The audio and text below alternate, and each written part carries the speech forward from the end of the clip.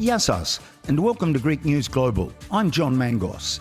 In this bulletin, the EU and Israel weigh in on Turkey's blue homeland. Turkey dealt a blow on their Turkaegean campaign. Greek tensions with Albania escalate. And heavy metal causes an earthquake in Athens.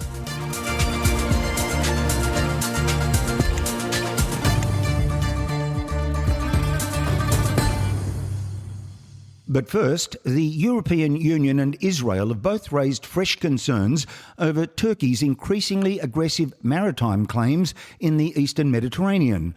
Brussels has formally rejected Turkish interference in the EU-funded C-Spine fibre optic cable project, reaffirming that infrastructure linking Greek islands operates legally under the UN Convention on the Law of the Sea. The move comes after a Turkish naval frigate reportedly ordered a cable-laying vessel to halt work in the Aegean.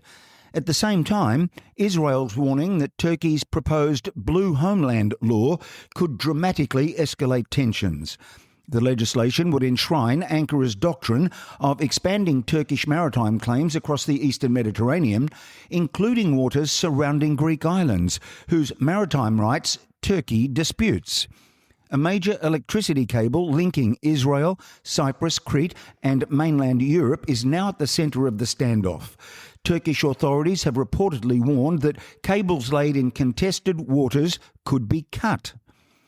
Israeli analysts say President Recep Tayyip Erdogan views the Greece-Cyprus-Israel partnership as a strategic challenge, while the European Commission has made clear that respect for international law remains a condition of any constructive relationship between the EU and Turkey.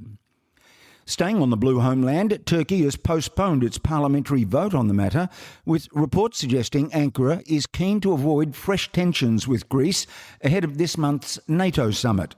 Meanwhile, Turkish media are claiming US Ambassador to Greece, Kimberly Guilfoyle, recently discussed the possibility of a permanent American military base in Alexandroupoli during a visit to the region.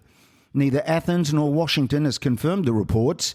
The developments come as Turkish opposition leader Özgür Özel accuses President Erdogan of making concessions to the United States in exchange for political support from Donald Trump.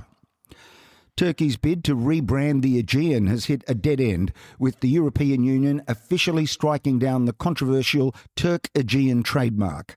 The EU Intellectual Property Office's Board of Appeals has rejected Turkey's final challenge, confirming the permanent removal of the branding from the EU register. Greece had argued the term was misleading and part of a broader effort to promote a geopolitical narrative about the Aegean. The original trademark was annulled last year. Greek Development Minister Takis Theodorikakos hailed the decision as a victory for Greece's national positions, saying Turkaegean has no legal or commercial basis. The trademark battle lasted nearly 5 years, ending with the name permanently erased from EU records. The EU's Commission has removed Greece from its list of macroeconomic imbalances, marking a turning point in the nation's post-crisis recovery. The move formally winds down a painful 16-year chapter of heightened economic surveillance that led to the era of bailouts. Among the factors emphasised in the European Commission's report are Greece's resilient growth rate of 2.1% of GDP in 2025, projections for continued strong growth, a high primary surplus, a significant decline in public debt, projected to drop to 123.4% of GDP in 2027, making it one of the fastest debt reductions in Europe. Prime Minister Kyriakos Mitsotakis welcomed the milestone, saying the decision effectively closes a negative chapter that began 16 years ago. Further adding to the milestone, Mitsotakis said the structural budget surpluses can now be channelled into higher wages and pensions. He said it offers tangible domestic relief to a population that endured years of harsh austerity, and that it marks the official end of all surveillance. To Albania now, where a luxury resort project linked to Ivanka Trump and Jared Kushner has become the centre of a growing political and ethnic dispute. Clashes erupted during a protest in the coastal village of Zvernak in one of Albania's Greek-speaking regions, leaving a member of the Greek minority injured. Protesters say the multi-billion euro development threatens local property rights and one of the Mediterranean's last largely untouched stretches of coastline. Albanian police accused demonstrators of trying to breach the construction site, while Prime Minister Edi Rama condemned the violence and rejected what he called big lies surrounding the project. Greece's foreign ministry has demanded a full investigation, warning that protecting minority rights and environmentally sensitive areas is essential, while Albania seeks membership of the European Union. Greek authorities are facing growing pressure as migrant arrivals on the island of Crete continue to rise sharply. On the 3rd of June, more than 200 migrants were rescued or intercepted off the coast of Crete, adding to nearly 6,000 arrivals recorded since the beginning of 2026. Officials say many of the vessels are departing from Libya, creating an increasingly active migration route into southern Europe. Reception facilities on the island are struggling to cope with the growing numbers, while the Greek government has renewed calls for greater assistance from the European Union. With the peak tourist season now underway in June 2026, the issue is expected to remain high on the political agenda in Athens as authorities balance border security, humanitarian obligations and local concerns. Greek Health Minister Adonis Georgiadis is again praising the country's public health system after sharing a message from the son of a Turkish man whose life was saved following a major cross-island medical rescue. The man was found seriously injured on Leros and treated by medical teams on both Leros and Rhodes before being airlifted to Istanbul. He thanked doctors, nurses, pilots and emergency crews for what he described as an extraordinary professionalism, compassion and warmth. Georgiadis posted the message online, declaring that Greece's national health system is there for anyone who needs it. The minister has frequently highlighted success stories in the health sector, despite ongoing criticism from many Greek doctors, nurses and patients who point to chronic staff shortages, underfunding and pressure on public hospitals. Former Prime Minister Alexis Tsipras has made an immediate impact with his new political party Elas, leapfrogging PASOK to become Greece's main opposition force. According to a new poll, Tsipras's left-leaning Elas is now in second place behind New Democracy, superseding the traditional PASOK, but also Tsipras's former left party Syriza. New Democracy polled comfortably ahead on 29.5%.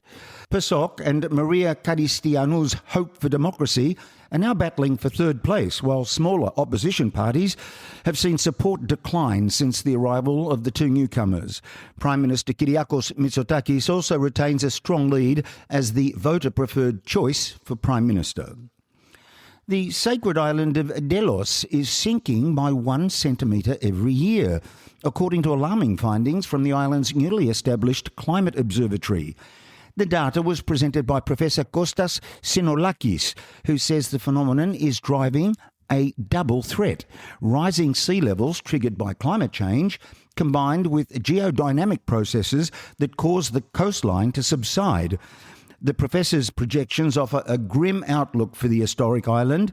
By 2050, local sea levels are projected to rise 21 centimetres in an under-optimistic scenario, and up to 28 centimetres under a worst-case scenario. Delos is fondly known as the mythological birthplace of Apollo and Artemis, and is listed as a UNESCO World Heritage Site. Professor Sinolakis also raised urgent concerns regarding salt spray from the sea, identifying it as one of the most destructive factors resulting in the rapid deterioration of the island's ancient ruins. Greece has activated a bilateral agreement with Egypt to recruit up to 5,000 seasonal farm workers to clear a critical labour deficit in crops and agricultural operations nationwide. According to Christos Giannakakis, a board member of the National Union of Agricultural Cooperatives, the process is officially underway. The initiative is about more than just moving workers across borders. It marks a structural effort by the Greek agriculture sector to lawfully bridge a shortfall that's been grown severe. From peaches and cherries to olives, kiwis and citrus fruits, growers and cooperatives routinely struggle to secure workforce numbers during peak harvest seasons. As Cyprus continues to grapple with water shortages and recurring drought conditions, authorities are launching a nationwide effort to help households save water one tap and shower at a time. The Water Development Department announced it has begun the gradual distribution of free water-saving devices to homes and businesses across the island as part of a broader national campaign to encourage more responsible water use. The rollout is starting in Paphos before expanding to the rest of Cyprus over the coming months. In total, around 75,000 free kits will be distributed to households and premises. Each package will contain 4 faucet aerators and 2 flow reducers, simple devices that can be attached to existing taps and shower heads to reduce water consumption. Officials say the equipment can cut water use by 30% without affecting comfort or noticeably changing the user experience. In other words, most people are unlikely to notice a difference in their daily routine, except perhaps when the water bill arrives. Greek Prime Minister Kyriakos Mitsotakis has described Greece as the centre of global maritime expertise during the opening of the International Shipping Exhibition Poseidonia 2026. Addressing industry leaders and delegates, Mitsotakis said the International Shipping Gathering confirms that the heart of global seamanship beats in Greece. He praised Greek shipping as a major source of national pride and inspiration. He highlighted the scale of the Greek-owned fleet, noting that it exceeds 5,800 vessels and represents about 20% of global shipping capacity and 60% of Europe's shipping capacity. The Prime Minister said, for European shipping capacity, nothing can be done for us without us. Mitsotakis also emphasised the wider social contribution of Greek ship owners, pointing to investments in schools, hospitals, national defence and civil protection initiatives. 2 surviving witnesses of the Second World War-era Battle of Crete have renewed calls for Greek authorities to complete a long-delayed memorial honouring Allied and Cretan resistance fighters who opposed the 1941 German invasion. Retired Vice Admiral Konstantinos Manioudakis and Ioannis Kantaraki, who are both 95, are among those campaigning for the unfinished memorial, which remains abandoned 35 years after construction began. The site today consists of a vandalised concrete shell surrounded by weeds and rubbish. More than 10,000 Australian and New Zealand troops fought in the Battle of Crete, with local Cretans later sheltering many Allied soldiers left behind after the 1941 evacuation and joining resistance efforts against German occupation forces. Kantaraki described the state of the memorial as a shame and a disgrace for Crete, while Manioudakis warned that living memories of the war are disappearing as survivors age. The memorial project began in 1991 during the 50th anniversary commemorations of the battle, but stalled after partial construction despite receiving funding in 2004. Greece's tourism industry is reporting a strong start to the summer season, with bookings up across many of the country's most popular destinations. Industry figures say visitor numbers are particularly strong in Crete, Mykonos, Paros, Rhodes and Athens, with airlines and ferry operators adding extra services to meet demand. Tourism remains one of Greece's most important economic sectors, contributing billions of euros each year and supporting hundreds of thousands of jobs. Officials are optimistic that 2026 could set new records for arrivals and tourism revenue, continuing the sector's remarkable recovery and growth in recent years. A new species of cave-dwelling insect has been discovered on the Greek island of Kastellorizo, adding another unexpected chapter to the biodiversity of the eastern Mediterranean. The species, named Dolichopoda belrogi, was found inside an artificial underground tunnel on the island and has now been formally described by Greek researchers in the Journal of Orthoptera Research. It belongs to the genus Dolichopoda, a group of cave crickets that live in dark, humid underground environments such as caves, crevices and tunnels. These insects are of particular interest to scientists because isolated cave populations can evolve into distinct species over time. The new insect was discovered during a survey of a man-made tunnel on Mount Vigla, considered Castellodio's only accessible land cave.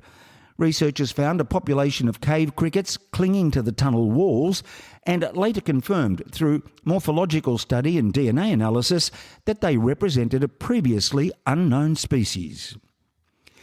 A new philanthropic fund aimed at supporting the future of the Greek-Australian community has been launched as debate continues over the expected $120 million windfall from the sale of the Hellenic Village site at Kemps Creek in Western Sydney.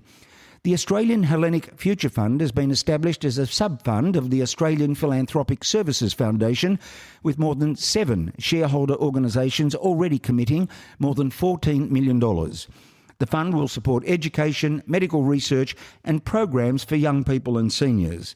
The sale of the land, originally purchased decades ago by 21 Greek organisations for a major community project that never eventuated, is expected to be finalised by November. With the land's value soaring following the development of Western Sydney International Airport, attention is now turning to how the proceeds will be used and what legacy they could leave for future generations of Greek Australians. Well, if you thought heavy metal was earth-shattering, scientists in Athens can now prove it. A highly sensitive seismograph installed at the Olympic Stadium has been measuring the vibrations caused by massive concerts and sporting events. And in a battle of the rock titans, Metallica has officially beaten Iron Maiden. Researchers found Metallica fans generated ground vibrations equivalent to a magnitude 1.5 earthquake, around 2.5 times stronger than the Iron Maiden's crowd, which registered 0.9. The biggest shake-up came during Metallica's performance of Moth into Flame, while Iron Maiden fans caused their strongest tremors during Killers. Not to be outdone, Olympiakos basketball fans also got into the action, matching Iron Maiden's seismic score during the EuroLeague Final Four celebrations. Scientists stress these weren't real earthquakes, but they do prove that when thousands of passionate young fans jump, sing and celebrate together, they can quite literally make the ground move beneath their feet. And finally, one Greek priest is proving that spreading the word can sometimes require a drone licence. Father Konstantinos Vasiliadis, known locally as Papa Drone, has become an online sensation by swapping his cassock for camera gear after church services and filming the spectacular landscapes of Western Macedonia. Serving 2 villages near Kozani, the priest spends his spare time flying drones, live streaming festivals and showcasing hidden stone bridges, mountain villages and local traditions to viewers around the world. His videos have become especially popular with Greeks living overseas, earning him a loyal following and a collection of nicknames including Papa Drone and Papa Ratsi. And while some priests aim for heaven, Father Konstantinos is also getting some pretty spectacular aerial footage along the way. And that is it for this edition of Greek News Global, recorded on the 4th of June 2026. I'm John Mangos. Gya σας. Genaste kala.